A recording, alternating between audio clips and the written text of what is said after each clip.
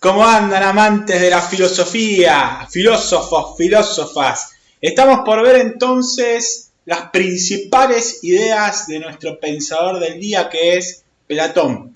Ya vimos que es un personaje complejo Platón por la simple razón de que hay un montón de información dando vueltas acerca de él, un montón de escritos, un montón de interpretaciones de esos escritos y a su vez también tenemos que entender que Platón él mismo se ha ido criticando a lo largo de su historia del pensamiento que fue desarrollando.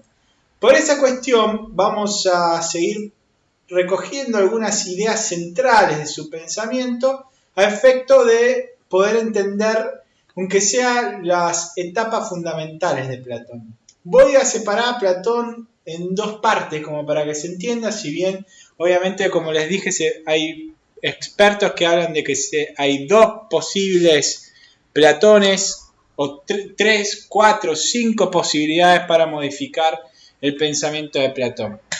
Me voy a quedar básicamente con un Platón que se va a poder dividir en dos, hasta la República y de la República y un par de años más en adelante.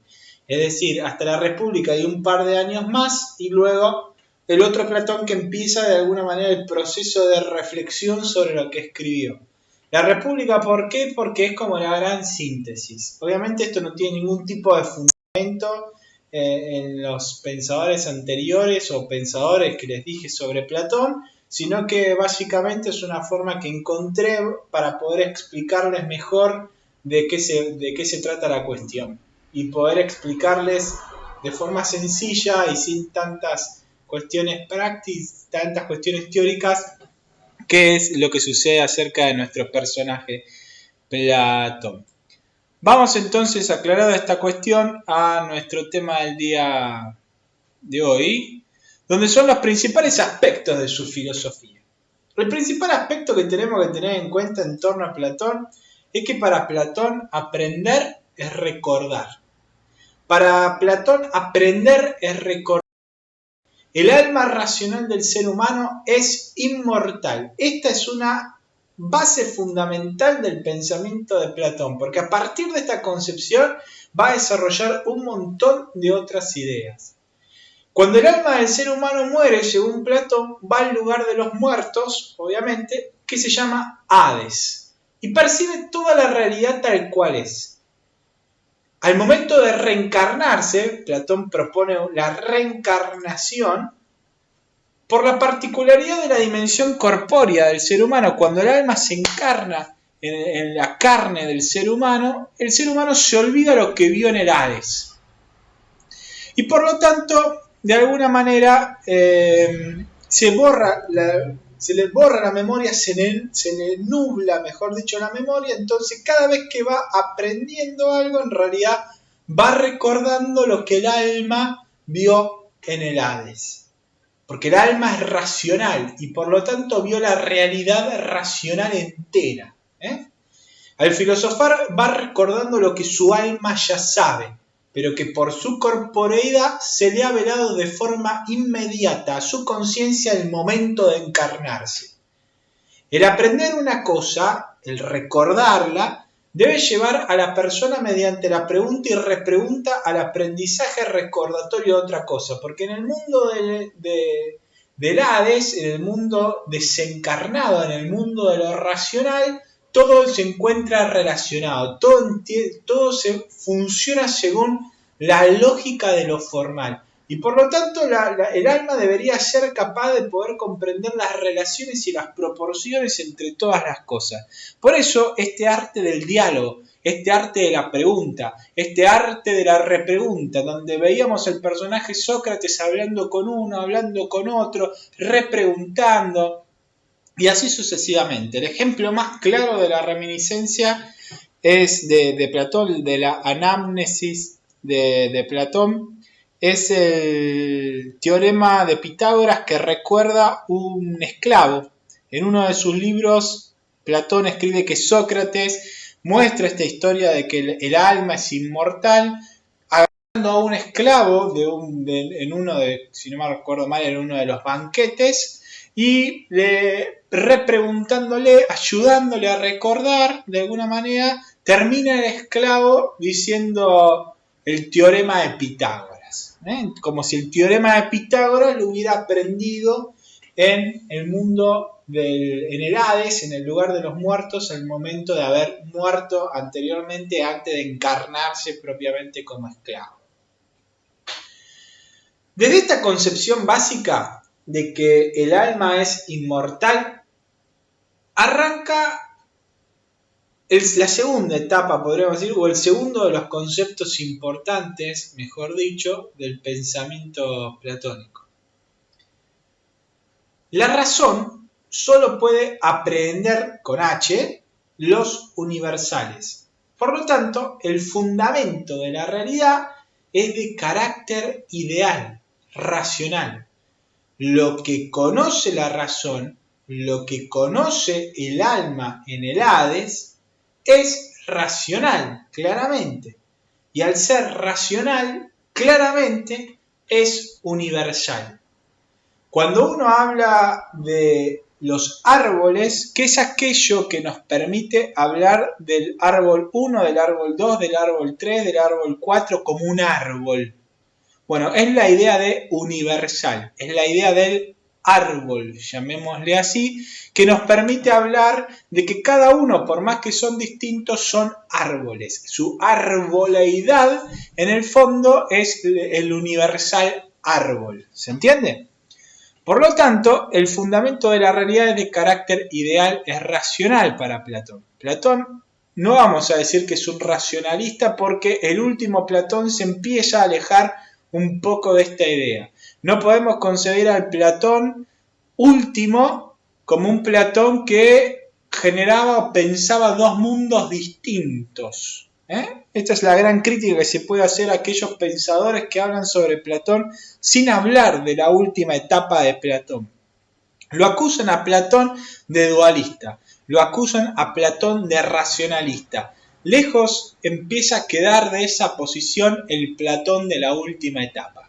Ya vamos a ver en el próximo video porque vamos a hacer un corte al momento de hablar del último Platón o de algunas ideas que vamos a tener que repensar de esto que estamos diciendo. El principio entonces de unidad de lo real para Platón es racional. Los universales son racionales. ¿Por qué? Porque los captaba el alma es racional y el alma racional conocía en el Hades los universales. Al encarnarse, al aprender recordando lo del Hades, en realidad está percibiendo que el fundamento de la realidad es racional. De hecho, no va a quedar tan claro si en general el filósofo piensa en un montón de ideas racionales aisladas o más bien en una unidad plural de ideas interconectadas con cierta jerarquización. De hecho, si uno se queda con la República y algunos textos más posteriores a la República, va a dar la sensación de que Platón piensa en un montón de ideas, de universales. Estos universales van a estar en su gran mayoría conectados entre sí y van a estar de alguna forma jerarquizados, donde la idea o la superidea, la supraidea va a ser la idea del bien. El bien se va a aparecer para el Platón de la República como la idea máxima. La idea del bien va a encarnar lo que nosotros podríamos decir la perfección de lo perfección. Lo perfecto. Es decir, todas las ideas compartían algo. ¿Qué compartían? Que eran perfectas. Por lo tanto, el bien encarna esa perfección. El bien es lo perfecto. Si la razón puede aprender con H y aprender la realidad, recordando obviamente, es porque posee cierta similitud con la realidad. Esto también es importante para la antropología filosófica. Porque, ¿qué nos capacita como seres humanos para aprender la realidad? Evidentemente, la realidad tiene que tener algo similar a lo que somos, porque si no, si fuera inconmensurable nuestra realidad, no comparable la realidad con nuestras capacidades de captar la realidad, nuestras estructuras de conocimiento sensibles, o nuestras estructuras de conocimiento racional, no podríamos conocer la realidad, ¿no? No seríamos, no sé dónde estaríamos ni qué seríamos porque no conoceríamos la realidad. Evidentemente la realidad y nosotros tenemos algo en común, y esto es lo que captó Platón, y lo común lo puso en el alma, o lo común lo interpretó en el alma, diciendo algo así como lo universal es lo racional, nosotros vivimos en el mundo de lo material, el ser humano aparentemente por su alma está como en el medio, es como el nexo entre lo meramente racional y lo meramente sensible. Es una idea que a lo largo de la antropología filosófica o de la filosofía a lo largo de la historia, cuando piensa el ser humano, esta idea se va a seguir manteniendo. En algún punto se la debemos grandemente a Platón. Si uno sigue esta corriente de pensamiento, se va a dar cuenta lo siguiente. ¿Qué se va a dar cuenta? Que la verdad vamos a alcanzar por el pensamiento, el vivir y el obrar, el bien, se van a identificar. Verdad, ser y bien se identifican. Son como caras distintas de una misma figura poliédrica. Porque, ¿qué es la verdad? Lo que es. Decir que es lo que es y que no es lo que no es. Eso es la verdad. Por lo tanto, verdad y ser en algún punto están íntimamente conectadas. ¿Y qué es el bien?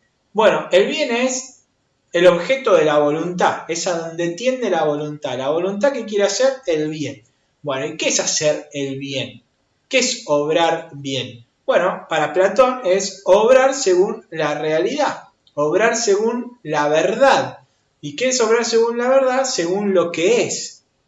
Y por lo tanto, bien, verdad y ser, pensar, vivir y obrar bien, están íntimamente conectados a partir de esta idea de que el alma racional aprende los universales o los recuerda los universales que son el fundamento de la realidad. La realidad es racional, ¿no? Hasta este Platón. El que es racional aprende lo racional de los entes, que a su vez es lo que es y por lo tanto lo verdadero de estos, y aprendiendo la verdad, entonces la persona sabe cómo obrar. ¿Cómo sabemos cómo obrar? Resumo, porque aprendemos la verdad que es lo que es. Y por lo tanto, entonces, ser, verdad y bien se encuentran unidos. Si conocemos la realidad, vamos, y por lo tanto conocemos lo verdadero, vamos a obrar bien. Esa es la idea que está en Platón y que se deduce de esta consecuencia de que hay una cierta relación entre el alma y la realidad racional. El fundamento de la realidad. Obviamente esto va a tener consecuencias nociológicas importantísimas. El Platón de esta etapa está asegurando que el verdadero conocimiento, el conocimiento cierto, es decir, el conocimiento fundado sobre la realidad, que capta la verdad de las cosas, lo que la realidad es en sí misma, es racional. Lo más auténtico de la verdad, lo más auténtico de lo real, es racional. Hay un aporte de los sentidos, y en esto se va a distinguir de Parménides, porque Parménides, si recuerdan, decía que los sentidos no tenían ninguna posibilidad de favorecer el conocimiento, porque siempre nos iban a dejar en la duda, era el camino del medio entre el ser y el no ser. Platón lo que nos va a decir es que en realidad los sentidos nos abren el camino del conocimiento, pero en realidad el verdadero conocimiento lo tenemos con la razón, ¿sí? Pero no descarta los sentidos. Esto es un paso más interesante para pensar una antropología de índole más bien unitiva, que no es el caso propio de Platón, pero tampoco Platón podemos decir que es un dualista o racionalista. Sobre todo el último Platón va a hacer algunas críticas a esta concepción nociológica. Entender las potencias de conocimiento del ser humano han llevado a concebir antropológicamente como superiores las actividades de la mente sobre las cuestiones prácticas o lindantes a los sentidos. De hecho, pónganse a pensar que si uno extremiza este pensamiento dualista, no es raro que en nuestro mundo y a lo largo de la historia, las artes hayan estado en un segundo o en un tercer lugar. Y que sobre todo a partir de la modernidad en adelante, las ciencias fundadas sobre el aporte de las matemáticas y la lógica matemática, sea lo que está en primer lugar. De hecho, uno tiene en la concepción posiblemente mayor estima por un ingeniero que maneja la mecánica cuántica, un ingeniero industrial que hace una represa hidroeléctrica que puede dar luz y energía eléctrica a millones de personas, que aquel pintor que expresa sus sensaciones y otra forma de ver el mundo. Básicamente uno estimamos en nuestra escala social a aquel que se basa más en lo racional, sobre la lógica matemática, con los aportes de la matemática, que aquel que vive lo religioso o vive lo artístico o vive otra cultura que no tenga la matemática por detrás y lo racional como su fundamento. De hecho, están pagos de formas distintas en nuestro mundo. El artista generalmente tiene que ver la forma, salvo muy pocas excepciones, de cómo vivir el día a día, mientras que un ingeniero químico que más o menos tenga un trabajo estable puede vivir tranquilamente el resto de sus años.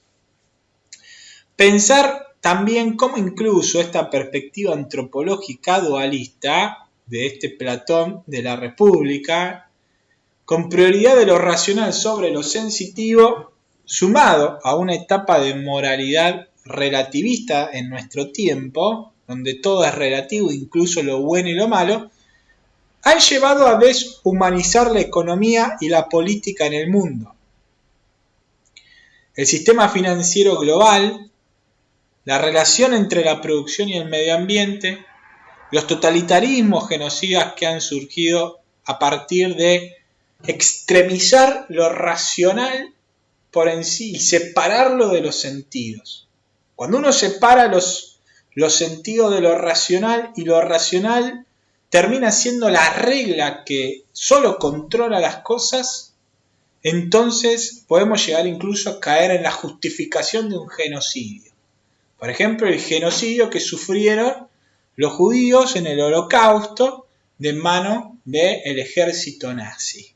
Esto es claramente una extremización del pensamiento racional que se aleja de los sentidos, que se aleja de las pasiones, que se aleja de los sentimientos. La razón sola es capaz de justificar las atrocidades más grandes de la humanidad. Este pensamiento, ser, verdad, bien interconectado, tendrán consecuencias morales muy importantes. Piensen ustedes que están en la cuestión más de lo económico. El obrar del ser humano está fundado de esta perspectiva en lo que la realidad es. La verdad pasará a ser lo que la realidad es y el bien la exigencia que la realidad le impone al obrar. Hay que obrar lo que la realidad es. De esa forma se estará obrando bien y diciendo la verdad. Verdad y bien se supeditan a la realidad. Todo orden jurídico entonces debe seguir lo que la realidad es y exige como tal. Pero como les decía, si uno separa lo racional de lo sensitivo, si uno saca de alguna manera esta cuestión, podemos llegar a extremizar nuestra forma de obrar. Por el otro lado, si sacamos la verdad, que es lo que pasa en nuestra época, lo que se genera es el relativismo. Si ya no tenemos nada específico que nos diga que es la regla, se genera el relativismo. ¿Cómo evitar entonces el relativismo si no creemos, quizás hay alguno que no cree en la verdad y que todo termina siendo relativo? ¿Cómo evitar esa moralidad también dañina para el ser humano que surge de ahí? Bueno, quizás el consenso es una de las formas para seguir. Pensemos entonces el tema del consenso, por ejemplo, en un congreso, en el Congreso de la Nación Argentina, Cámara de Diputados, Cámara de Senadores. Se les presenta un proyecto de ley y al momento de decidir, por ejemplo, con la propuesta del aborto o la interrupción legal del embarazo, van a tener que pensar cuál es el fundamento de su ley, el espíritu de la ley y su fundamento. ¿Ese fundamento se encuentra escrito de alguna manera en la realidad? ¿Hay un orden de la realidad que les dice lo que tienen que hacer? ¿O no? Dejar la verdad ligada al ser y desligar el ser de la verdad va a generar entonces dos moralidades distintas, dos obrares distintos. Cuando uno desencadena la verdad del ser, termina desencadenando la verdad del obrar. Y eso va a generar dos moralidades distintas. Por eso es importante que al momento de los proyectos de ley, sobre todo los proyectos de ley que tienen que ver con cosas bastante candentes para la sociedad, bastante complejas para el orden social, es interesante, o mejor dicho, se debe abarcar primero desde un acercamiento filosófico. Una vez que sabemos desde qué perspectiva estamos mirando el tema, a partir de ahí cada uno argumentará. Y argumentará contra la postura del otro, pero sabiendo desde dónde habla. ¿Se entiende? Esto como para tenerlo presente al momento en que surja algún proyecto de ley complejo, si la ley está supeditada a la ley civil sobre una ley natural, como va a proponer la Iglesia, o una ley positiva, como van a proponer aquellos más ligados a una imagen, a una perspectiva filosófica un tanto más relativista, o un tanto más de la filosofía política de la modernidad. Doctrina de las ideas. Es la idea central justamente del pensamiento platónico. Ya estuvimos hablando, va a hacer algún repaso básico sobre esto porque después lo vamos a ir a criticar. El conocimiento racional posee como objetos de conocimiento las ideas, los eidos, le va a llamar Platón. Por ser objetos de la razón, las ideas se diferencian de lo material, de lo sensible. En el Platón, obviamente, de esta etapa de la República. Después esto lo vamos a criticar. Las ideas reciben el nombre de eidos. Ideas, formas, pero no la forma, la figura, por así decirlo, sino otra cuestión, o usías, sustancias. Apréndanse este nombre, usías, porque va a ser importantísimo cuando veamos a Aristóteles. El término sustancia va a ser importantísimo. Es un término que se puede traducir como la frase lo que es en sí. ¿Qué es la sustancia? Lo que es en sí y nunca en otro. Lo que es en sí y nunca en otro. Eso es la usía, eso es la sustancia. Platón referirá un camino de conocimiento que parte del conocimiento sensible al inteligible.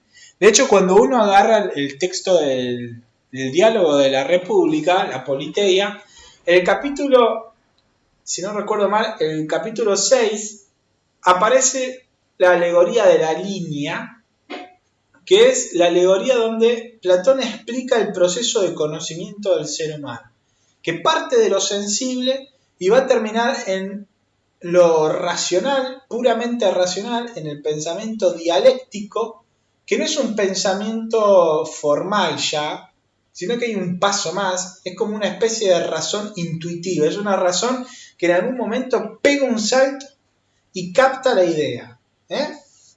Platón referirá un camino de conocimiento que integra lo sensible. El famoso relato de Platón de la caverna, donde hay varias personas que están encadenadas, uno se logra desencadenar, empieza a subir, sale de la caverna, se queda un rato afuera, mira hasta que los ojos se le acostumbran y puede llegar a mirar el sol. Después termina volviendo a la caverna para explicarle a los demás lo que vio afuera, ¿no? Es una es una alegoría también del conocimiento de la línea aplicada a la política. Es decir, así debe funcionar la política. El político debe ser un filósofo para Platón.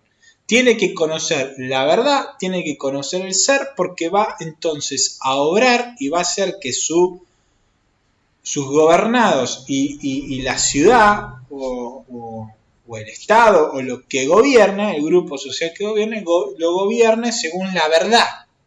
Por eso tiene que ser un filósofo, porque ser, verdad y bien están ligados. Los sentidos pueden conocer las apariencias, mientras que la razón conoce las ideas, el fundamento de la realidad. A este pensamiento, a este recorrido y a esta última etapa de conocimiento, Platón, el conocimiento de la idea, la llama dialéctica. Recordar el pensamiento de Parménides, ¿no?